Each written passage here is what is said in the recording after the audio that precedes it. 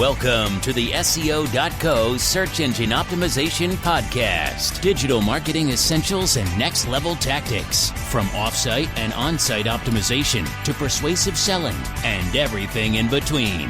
You'll learn actionable tips on what it takes to outright and outrank your competition.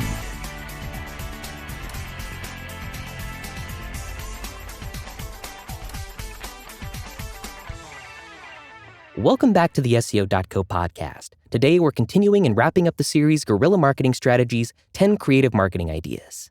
If you were with us for the last episode, you got the first 3. Now let's jump right into 4 through 10. Number 4, street marketing. Street marketing is one of the classic use cases of guerrilla marketing. It provides an outlet for almost unlimited creativity, and when compared to other categories, this tends to generate the most noticeable impact and chance for virality. It can also be among the most expensive options depending on how you execute. 2 specific examples come to mind. The first example is a campaign that Bounty executed a few years back. They erected life-size messes throughout the streets of New York City, including a giant coffee cup that was knocked over and a melting popsicle, worked with the slogan, "Makes small work of big spills." Not only did these statues grab visual attention, but they served as a natural photo op. And guess what each of these photos had in common? Bounty's logo and slogan was sitting in the background for millions more to see on social media. Another good example comes courtesy of Frontline, which makes flea and tick prevention products for pets. They found a large shopping mall with an atrium that stretched multiple stories high and used vinyl covering across the entire floor of the bottom level. The covering featured a golden retriever on a neutral background. The dog was seen scratching his head with his hind paw, and the ad copy read, "Get them off your dog, Frontline." If you were on the ground floor walking around, the advertisement didn't look like much, but to those peering over the balcony above, the people looked like tiny fleas on the dog's coat. The beauty of this ad is that Frontline was able to get involuntary interaction with the ad.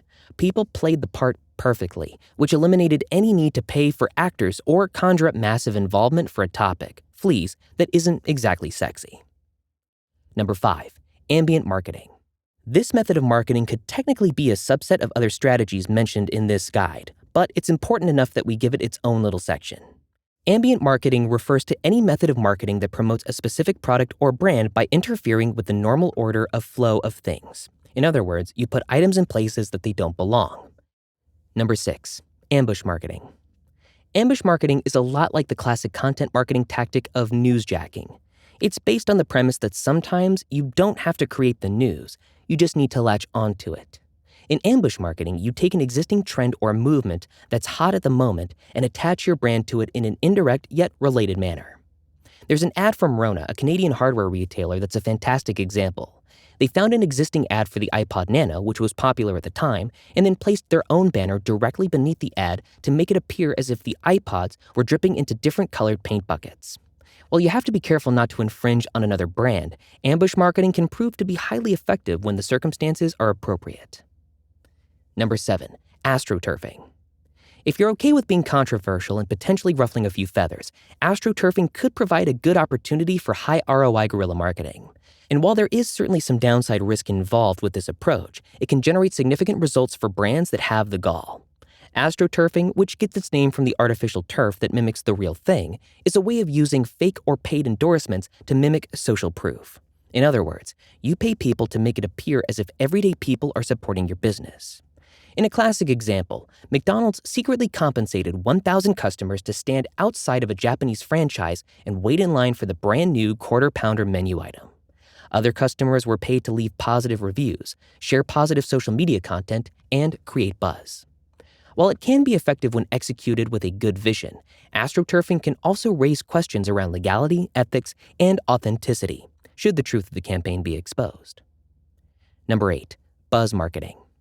Buzz marketing could be described as the opposite of astroturfing. With this method, you identify glowing organic endorsements and feature them prominently on your marketing campaigns.